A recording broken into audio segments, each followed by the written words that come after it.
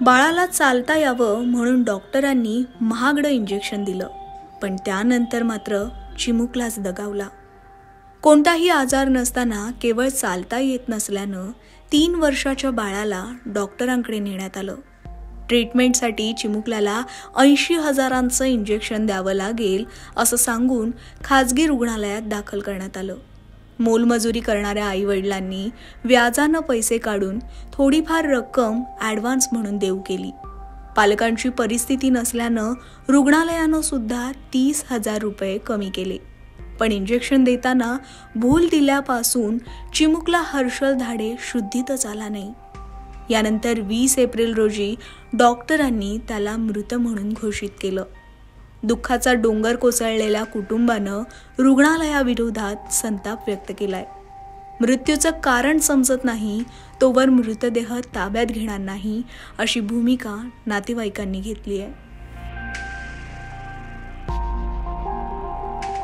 जळगाव जिल्ह्यातील भुसावळ येथील राहणाऱ्या एका कुटुंबातील 3 वर्षाच्या मुलाला एका डॉक्टरांनी इंजेक्शन दिल्यामुळे त्याचा काल रात्री मृत्यू झाला आहे. आपण आलो आहे जळगाव ग्रामीण रुग्णालयामध्ये. या ठिकाणी त्या आपल्या मुलाचे परिवारातील वडील आहे, काही नातेवाईक आहे. आपण त्यांच्याशी बातचीत करणार आहे. त्यांनी डॉक्टरांवरती आरोप केलेला आहे की या एका इंजेक्शनमुळे आमच्या 3 वर्षाच्या बालकाचा मृत्यू झालेला आहे. जोपर्यंत त्या डॉक्टरांवरती कारवाई होत नाही तोपर्यंत आम्ही मृतदेह ताब्यात घेणार नाही असा पवित्रा या परिवारातील सदस्यांनी घेतला आहे. आपण जाणून घेऊन नेमका हा प्रकार काय होता, काय सांगणार, काय विषय आहे आणि कशामुळे झाली ही घटना. विषय दादा असं की तो चाले नाही की तर ते इंजेक्शन मारायचे होते. इंजेक्शन सांगलं होतं त्यानं मारायचे. 8 महिने झाले त्याच्यानं ट्रीटमेंट चालला होता जावळ हॉस्पिटलकडे. तर त्यानं कोणचं इंजेक्शन मारले काय माहिती.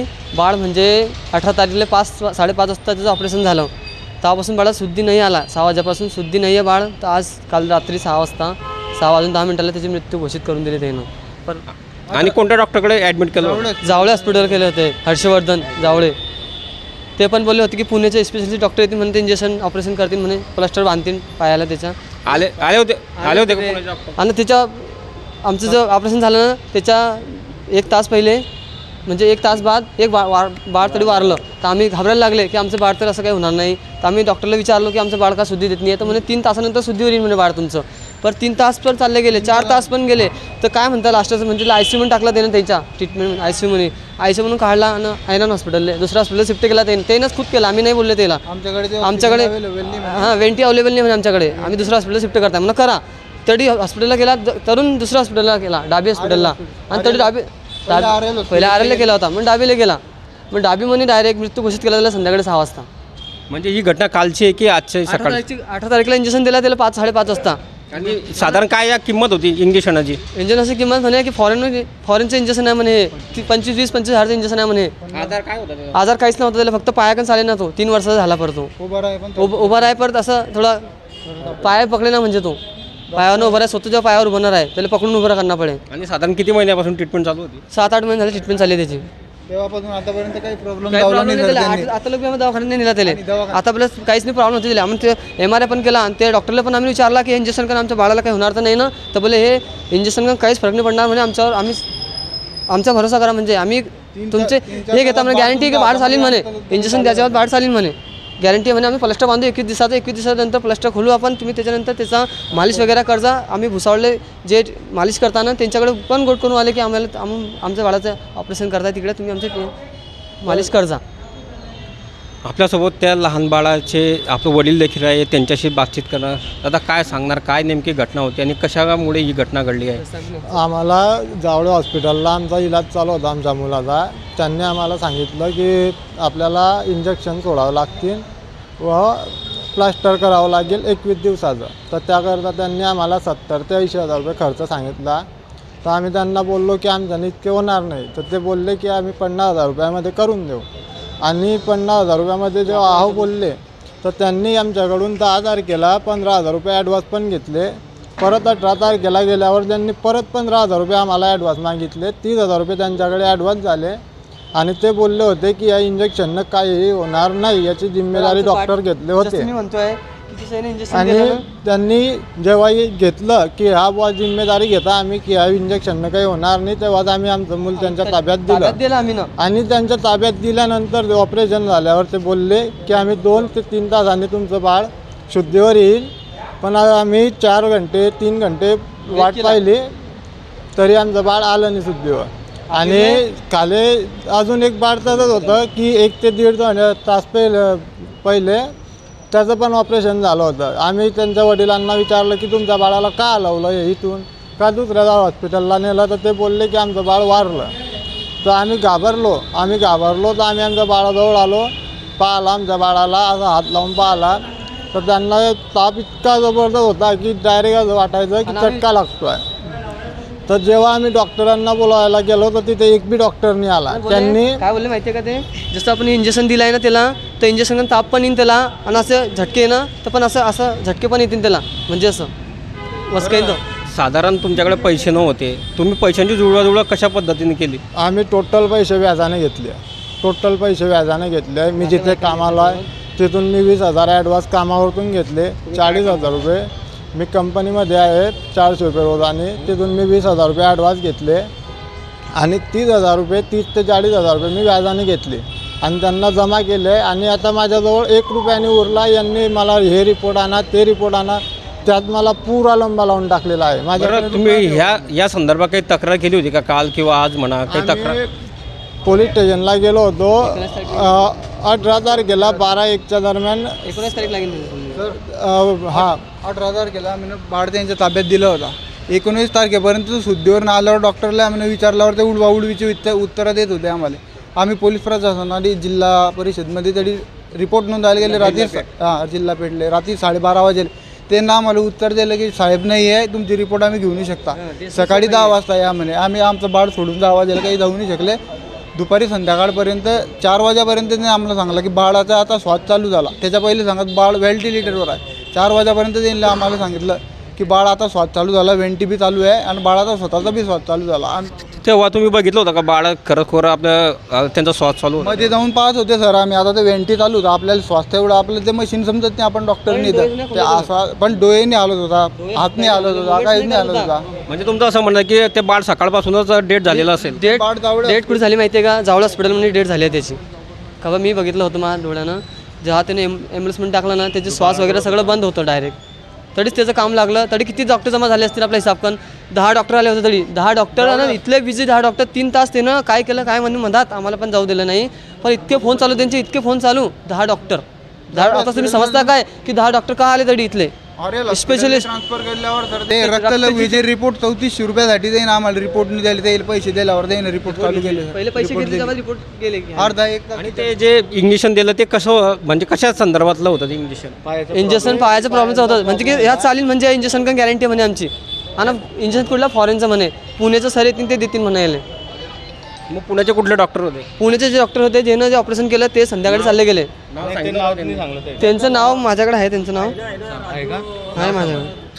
त्यांचं नाव नाही माहिती सर, पण जावळे हॉस्पिटलमध्ये ते आले होते. जावळे हॉस्पिटल आले होते. आणि ते मॅडमने ते आम्हाला सांगत होते पुण्याहून आलेले डॉक्टर आहे म्हणे, त्यांनी इंजेक्शन दिलं. हर म्हणजे त्यांना हर महिन्याला डॉक्टरला बोलवा आमचा तिसऱ्या शुक्रवारी येतात ते.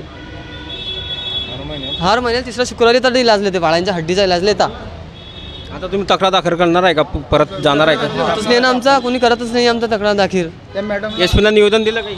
आम्ही ना तक्रार नोंदवायचं म्हणताय तर हे लोक आमच्याकडून कुठेही कोणताही कागद घेऊन येत आहे आणि कुठेही सह्या मागायचा आहे. आणि जर नाही दिल्या तर तपातपी करून राहिले. ते सह्या मागून राहिले, सही दिली. आम्ही जर यांना सही दिली हे पडून जाता, हे म्हणता माझं घेणं देणं नाही.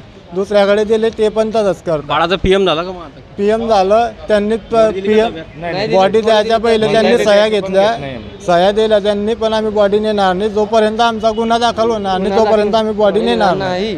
आम्हाला आमचा गुन्हा दाखवा पहिले. तुम्ही काय केलं बाळाला असं की बाळा का उठला नाही?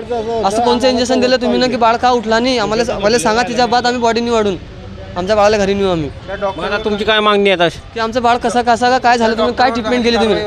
हां आमच्या डॉक्टर कारवाई करा, आम्हाला न्याय द्या. आम्हाला न्याय पाहिजे. आम्हाला हे डॉक्टर पुण्याचे हे डॉक्टर हे पाहून आम्ही आले होते इकडे. ह्याच्यात पण बोलले डॉक्टर की त्या इंजेक्शनने काहीच होणार अफेक्ट होत नाही म्हणून. तुमची आता मागणी काय राहणार?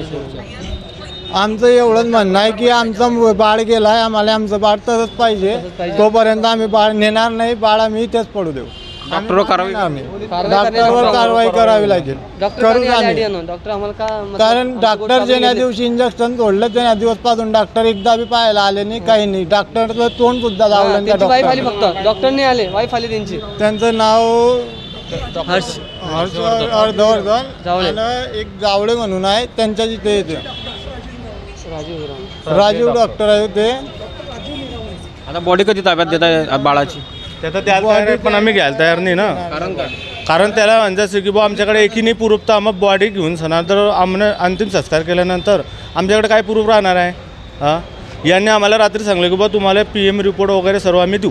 त्याच्यानंतर तुम्हाला केस दाखल झाल्यानंतर तुम्हाला हे करायचं, तुमचं दफनविधी करून घ्यायचं, अंतिम संस्कार करून घ्यायचं. मग आता त्याच्यानंतर आमच्याकडे काही प्रूफ असेल तर आम्ही कोणत्या बेजवर घेणार? प्रकरण दाबलं असेल का असं वाटतं तुम्हाला? हां, मग प्रकरण दाबायचंच असेल त्यांना. म्हणूनच तर आम्ही मॅडमला पण म्हटलं तुमच्याकडे जे कागद आहे त्या कागदाचा आमच्याकडे काहीतरी लेखी प्रूफ द्या, नाही तर मग त्याची झेरॉक्स द्या, नाही तर आम्हाला फोटो काढू द्या. त्या मॅडम पण आम्हाला काहीच नाही द्यायला तयार आहे. मग आम्ही कोणाच्या बेजवर बॉडीला ताब्यात घेणार आहे? पोलिसांकडे 2 दिवसापासून प्रूफ आम्ही कंप्लेंट करायला जात आहे सर, ते का आमच्याकडे काही लक्ष देत नाही, दुर्लक्ष करताय. आम्ही काही प्रूफ मागवा चालले, उडवाउडीची उत्तर घेऊन चालले. कलेक्टर ऑफिसला जाणार आहे आणि कलेक्टर साहेबांना पूर्ण डिटेल सांगणार आहे. त्याच्यावर ते कलेक्टर साहेब काय सांगता ते आता बघू आम्ही काय करायचं ते. तोपर्यंत आम्ही बॉडी घेणारच नाही. आणि आम्ही नाही घेतल्याशिवाय राहणार नाही. कारण याच्यानंतर तिसरं बाळ असं व्हायला नको कोणाचं. आधी अजून एक घटना घडली. मग याच्या अगदी आमच्या बाळाच्या आधी एक बाळ असंच झालं म्हणून आम्ही थोडं घाबरले. मग घाबरल्यानंतर आम्ही नाही यांना आम्हाला दुसऱ्या डॉक्टरकडे पाठवलं, यांनाच पाठवलं. आम्ही त्यांना बोललो का आता म्हणे आपल्याकडे ऑक्सिजनची व्यवस्था नाही आहे. व्यवस्था नाही आहे तर म्हणलं ठीक आहे बा, व्यवस्था नाही आहे तर तुम्ही तुमच्यापर्यंत काय करायचं तो करा, पण गॅरंटी तुमचीच राहील. कारण आम्ही तुम्हाला 60,000 रुपयापर्यंतचा खर्च आम्ही सांगितला आहे. त्याच्यानंतर काय करायचं ते तुम्ही बघा. हां, कारण आमचं पेशंट आहे की नाही फक्त पायाचा प्रॉब्लेम होता. मग तुम्ही आमच्यापासून ट्रीटमेंटला नेलं, ऑपरेशनला नेलं, तेव्हापासून तुम्हाला सांगलं की बा 3 तासानंतर शुद्धीवर येईल ते. मग आता मृत्यू होऊन गेला तोपर्यंत शुद्धीवर नाही आलं तर कारण नाही, कशामुळे आलं नाही, काय कारण असेल? आम्हाला कारण पाहिजे बा. का तुमचा डॉक्टरचा टीचर घोडा आहे, का त्या औषधचा घोडा आहे, का त्या जळगावच्या पुण्याच्या डॉक्टरांचा घोडा आहे, ते तुम्ही बघा आता काय करायचं. आम्ही आता कलेक्टर ऑफिसला जात आहे. काय इंजेक्शन एक्सपायर होतं की काय होतं? हां, ते तुम्ही चौकशी करू शकता आता काय. हे होते त्या बाळाच्या परिवारातील सदस्य. यांनी सांगितलं की बाळ 3 वर्षाचं होतं, बाळाला चालता येत नव्हतं. चालण्यासाठी या लोकांनी डॉक्टर, या जळगाव शहराचे डॉक्टर आहे, जळगाव आपलं जावळे म्हणून आहे, त्यांच्याकडे ॲडमिट केलं. त्यानंतर पुण्याचे डॉक्टर आले. त्या पुण्याच्या डॉक्टरांनी 80,000चं इंजेक्शन फॉरेनवरून आणून देणार असल्याचे सांगितले. मात्र यांच्याजवळ एवढा पैसा न होता 50,000 रुपये त्यांनी जमा केले आणि त्यांनी त्या बाळाला इंजेक्शन दिलं आणि हे बाळ मृत्यूचं झालेलं आहे. डॉक्टरांचं यांचं एकच म्हणणं आहे की हा बाळ आम्हाला आता परत मिळणार नाही, मात्र या डॉक्टरांवरती कारवाई झाली पाहिजे अशी मागणी या परिवारातील सदस्यांनी केली आहे. Nilesh Patil, Maharashtra times online, Jalgaon.